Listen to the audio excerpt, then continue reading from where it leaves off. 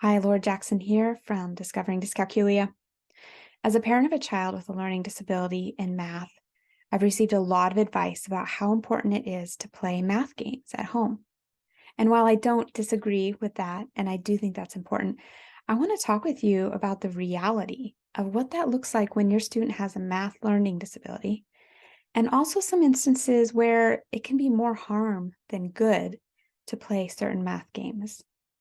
So when my daughter, before we knew she had dyscalculia, we would often become frustrated playing math games with her. She seemed like she couldn't do very well at a lot of games. It seemed confusing that she didn't know how to quickly add different dice.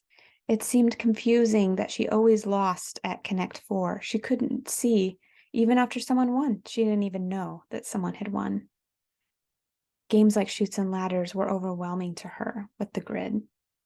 But all these things, we couldn't figure out why was she not very good at them. We would play a game called, I think it was called Make 10 or something. It was like a fishing game, and you would try to make 10, create 10 with these different numbers.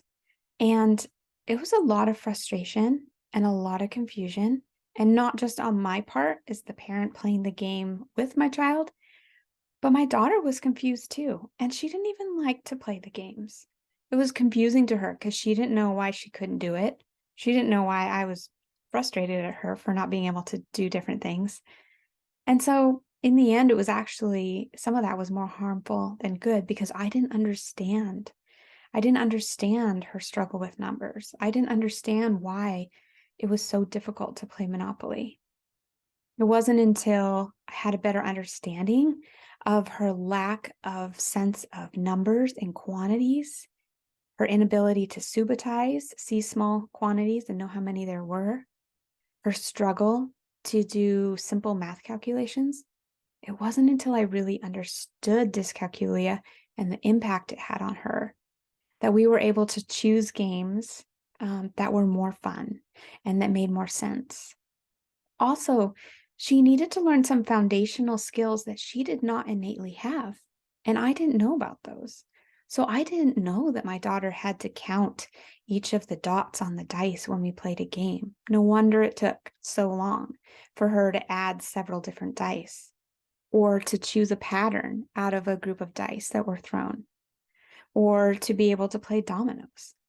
So those games weren't fun until we learned how to recognize and till she knew her dot patterns from a series of books by Ronit Bird, Dorian Yo, and Jane Emerson. After she learned her dot patterns and could recognize those easily, then games like dominoes and any kind of game with dice. We like to play quicks now. Now it's fun. Now it solidifies some of her math understanding.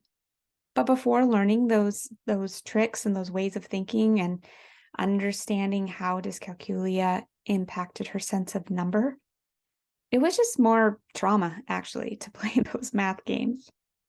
So I encourage you to think about the games that are being suggested by those around you. Is your child, do they have the skills to be able to play that game?